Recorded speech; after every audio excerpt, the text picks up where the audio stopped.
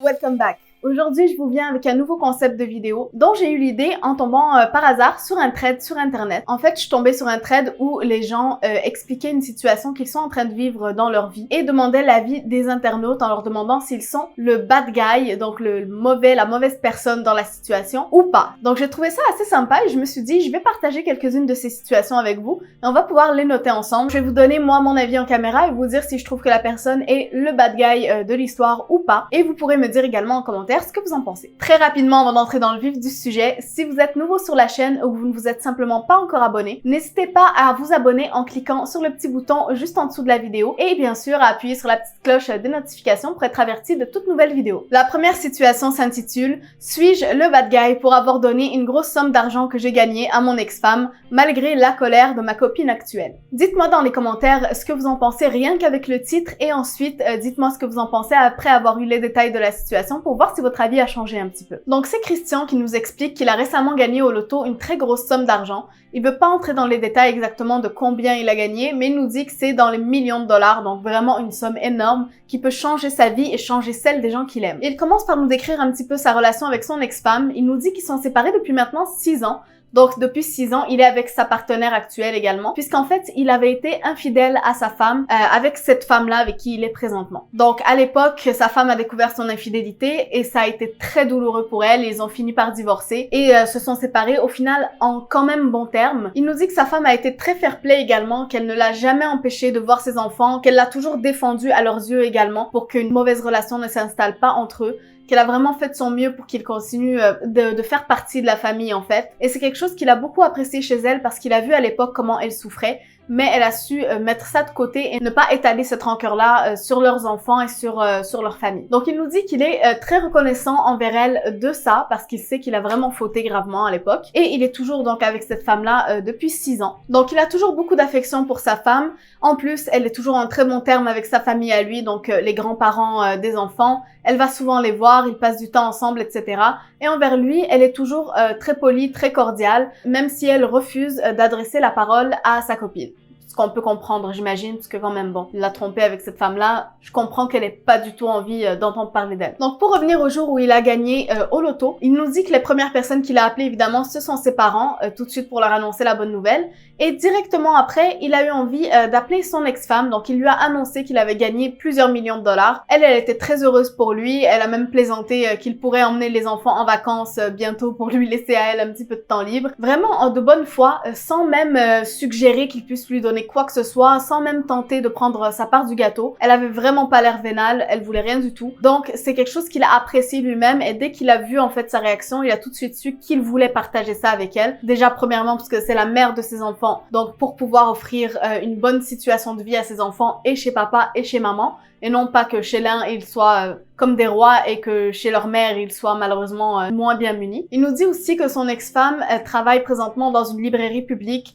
Donc c'est vraiment un salaire pas énorme qu'elle a. Elle arrive genre à donner une bonne vie à ses enfants, mais ce serait vraiment rien de similaire à ce que lui va pouvoir leur offrir. Donc il se dit qu'avec cet argent-là, ben ça pourra lui donner plus de liberté financière. Elle pourra souffler un petit peu de ce travail qui est épuisant, qui la paye des cacahuètes. Et elle va pouvoir vivre la vie d'une manière heureuse en fait, tout simplement en travaillant sur ses hobbies, en voyant ses passe-temps, en étant un petit peu plus libre, un petit peu plus heureuse. On en rêve tous. Et en plus, pour lui, c'est une façon un petit peu de se racheter, de leur dire que voilà, malgré ce que j'ai fait, malgré le mal que je vous ai fait en ayant cette aventure avec cette femme, ben je vous aime toujours et je suis toujours là pour vous, que ce soit pour ses enfants, pour son ex-femme, et je vous laisserai jamais tomber. Moi, je trouve ça vraiment magnifique. Donc, il a tout de suite su qu'il voulait faire ce bon geste envers elle. Il en a parlé d'abord à ses parents, qui ont été très d'accord avec lui. Ils lui ont dit, c'est une excellente idée, tu fais quelque chose de vraiment bien. Il en a parlé à son avocat aussi, qui lui était plus étonné, mais était vraiment d'accord avec l'idée. En fait, c'est vrai que c'est assez étonnant de voir un mari, ou plutôt un ex-mari, vouloir donner une aussi grosse somme d'argent à son ex-femme. Ça se voit pas tous les jours, mais ça démontre en fait, je trouve, un très bon caractère de son côté. Donc vient le moment où il en parle à sa copine actuelle, et là, c'est le drame. Elle pète littéralement un plomb, elle lui dit « Mais comment ça, tu me manques de respect, je savais que t'étais toujours amoureux de ton ex-femme, tu peux pas me faire ça, mais ça va pas ». Vraiment, elle se met dans tous ses états, elle se met même à insulter ses enfants, à dire qu'il va les rendre pourri gâtés. Elle le menace même de rompre avec lui et il nous dit qu'au final, il est plutôt soulagé par cette menace, puisqu'il nous dit que si cette femme-là est capable d'être aussi mauvaise envers ses enfants, bien c'est probablement pas quelqu'un avec qui il a envie de faire sa vie. Ah oui, je le comprends. Bref, elle a vraiment une réaction pas jolie. Donc au final, Christian nous demande s'il est le bad guy pour vouloir donner cette grosse somme d'argent à son ex-femme, malgré la colère de sa copine. Dites-moi ce que vous en pensez, vous, dans les commentaires, si vous pensez qu'il a eu raison de réagir comme ça ou pas. Moi, pour ma part, je trouve qu'il y a plusieurs angles un petit peu à cette situation. Parce que d'un côté, je peux comprendre la copine qui est avec lui depuis 6 ans et qui le voit donner une aussi grosse somme à son ex. Elle a pu penser que c'était un peu un manque de respect, peut-être d'avoir pris la décision sans lui en parler. Je sais pas ce qui se serait passé s'il avait décidé d'en parler avec elle plutôt que de lui dire genre j'ai décidé, c'est comme ça et tu peux rien y faire. Je sais pas, mais le fait qu'elle ait insulté ses enfants et qu'elle se soit permis de dire des choses vraiment irrespectueuses envers sa famille en fait, au final je trouve que ça a montré un petit peu son vrai visage. Et je pense que quand ton partenaire de vie n'est pas prêt en fait à prendre, à mettre le bien de tes enfants en avant de celui de n'importe qui, tout comme toi tu le ferais, c'est que c'est peut-être pas la personne pour toi. Parce que quand t'es avec quelqu'un, normalement, c'est pour fonder une famille et qu'il fasse partie de ta famille. Donc tes enfants sont censés être ses enfants également. Bon, en fouillant un petit peu plus dans les commentaires du thread, j'ai vu que Christian avait répondu que sa copine et lui présentement, même s'ils sont ensemble depuis 6 ans, ne vivent toujours pas ensemble. Ils n'ont pas du tout leurs finances mélangées ensemble, conjointes ou quoi que ce soit. Ils n'ont pas de compte conjoint ou quoi. Ils ont aucune facture en commun, vraiment rien du tout en fait. Et il dit qu'il se voit quelques fois par semaine de temps en temps, mais que c'est une femme qui est très indépendante aussi et qui n'a aucune envie de se caser en fait. Il nous dit que c'est pas une femme qui a envie d'avoir une relation vraiment stable. C'est une femme qui aime venir le voir une fois de temps en temps, 2-3 fois par semaine, passer du bon temps avec lui, qu'il sorte, etc. Et rien de plus. Donc moi personnellement, je pense que Christian a pris la bonne décision. Cet argent va servir à ses enfants et à son ex-femme et vraiment à leur donner la qualité de vie qu'ils méritent après tout, parce que c'est jamais bien drôle quand on va chez un parent et qu'on voit en fait la différence de qualité de vie que chez notre autre parent. Donc Christian, tu n'es pas le bad guy. Donc situation numéro 2, c'est la situation de Jessica qui nous demande « Suis-je le bad guy pour avoir dit au caissier que les filles devant moi payent avec une carte de crédit qui n'est pas la leur ?» Donc Jessica est tranquillement en train de faire son shopping quand elle entend deux adolescentes parler à côté d'elle. Elle regarde un petit peu des bottes de marque et elle entend l'une dire à l'autre « Oh là là, ces bottes elles sont beaucoup trop chères. » Et son amie lui répond « T'inquiète, de toute façon, c'est mon père qui paye. » Et elle lui montre la carte de crédit de son père. Donc là, Jessica, elle a immédiatement pensé que « Oh là là, si c'était mon fils, moi, je lui aurais jamais donné ma carte pour aller faire des courses. » Donc probablement que ces filles-là n'ont pas la permission de leur père. D'ailleurs, elle dit toujours à son fils « Je ne t'autoriserai jamais à prendre ma carte de crédit. Si un jour tu la prends sans mon autorisation, c'est de la fraude. » Elle est vraiment très à cheval là-dessus. Donc quand elle entend cette fille dire qu'elle a la carte de son père, ça sonne une petite cloche dans sa tête.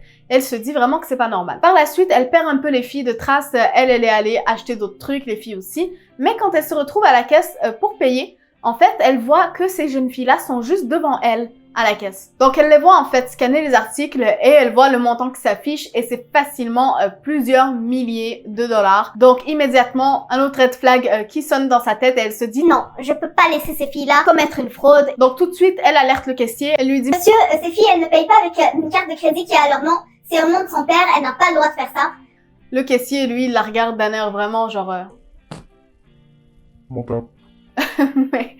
je le comprends un petit peu, vous voyez, ce genre de boulot-là, service à la clientèle, on a juste envie de rester tranquille, passer notre journée et rentrer chez nous. Mais bon, les filles devant elle se tournent vers elle et lui jettent un regard noir le plus énervé possible, genre... Mais de quoi tu te mêles? Mais Jessica lâche pas l'affaire, elle continue d'insister auprès du caissier. Lui, il finit par dire oui, effectivement, si c'est pas à votre nom cette carte, vous n'avez pas le droit de l'utiliser. Les filles sont dérangées, elles argumentent. La fille qui a la carte de son père dit qu'il lui a donné justement pour effectuer ses achats, qu'il est au courant, qu'il lui a donné la permission. Mais Jessica ne lâche pas le morceau et continue de dire non, vous avez pas le droit, ça c'est de la fraude. Si vous continuez à faire ça, moi je vais appeler la police, etc. Vraiment, elle a fait le gros délire, tu vois. Donc, les filles ont fini par baisser les bras et elle a sorti sa carte de crédit elle-même personnelle pour payer ses affaires au lieu de payer avec la carte de son père. Du coup, Jessica, elle est rentrée chez elle, elle a parlé avec son mari, mais son mari lui a dit que elle n'aurait pas dû faire ça, qu'elle aurait vraiment dû se mêler de ses affaires. Donc, elle nous demande à nous, est-ce qu'elle a été le bad guy de la situation en disant au caissier que ses filles payaient avec une carte qui leur appartenait pas? Dites-moi ce que vous en pensez en commentaire toujours. Moi, pour vous donner mon avis, je vous dirais d'un côté, je comprends sa bonne intention, vous voyez, parce que elle a voulu éviter en fait à un père de se retrouver avec des milliers de dollars sur une carte de crédit sans s'y attendre. Et je comprends qu'il y a des parents à qui ça arrive effectivement que leurs enfants peuvent prendre leur carte de crédit sans leur accord et leur faire un gros problème comme ça, parce que c'est quand même pas rien. Mais néanmoins, elle peut pas savoir en fait si la fille avait l'autorisation de son père pour prendre sa carte ou pas. Si ça se trouve, il lui a vraiment donné en fait pour faire ces achats-là. Elle a peut-être juste gâché la journée de cette fille-là pour rien, même si bon, c'est pas tellement gâché puisqu'elle a pu payer avec sa carte perso au final. Mais quand même, se mêler des affaires des autres comme ça, je trouve ça un petit peu dérangeant parce que on sait pas en fait, on connaît pas la vie des autres, on peut pas aller se mêler comme ça, faire tout un scandale, tout un problème, alors qu'on sait pas en fait ce qui se passe. C'est un petit peu des affaires familiales, tu vois, à ce niveau-là. Si elle a la carte de son père, c'est entre elle et son père et ils vont régler ça au final. Mais bon, peut-être qu'elle n'avait pas le droit d'avoir la carte de son père et qu'elle a évité à ce pauvre papa de voir une dette pousser sur son compte de carte de crédit. Dans ce cas-là, ça aurait été une bonne action. Mais moi, pour ma part, je dirais qu'il vaut mieux se mêler de ses affaires en règle générale. Donc, je dirais que elle est un petit peu le bad guy quand même pour celle-là. Qu'est-ce que vous en pensez? Dites-le moi dans les commentaires. Donc c'était tout pour aujourd'hui. N'hésitez pas à liker et à partager cette vidéo si vous l'avez aimé. Si vous aimez le concept, dites-le moi également en commentaire pour que je vous en fasse plus. Et abonnez-vous en cliquant sur la petite cloche des notifications. Comme ça, vous serez averti de toutes nouvelles vidéos et vous ferez partie de ma YouTube Family.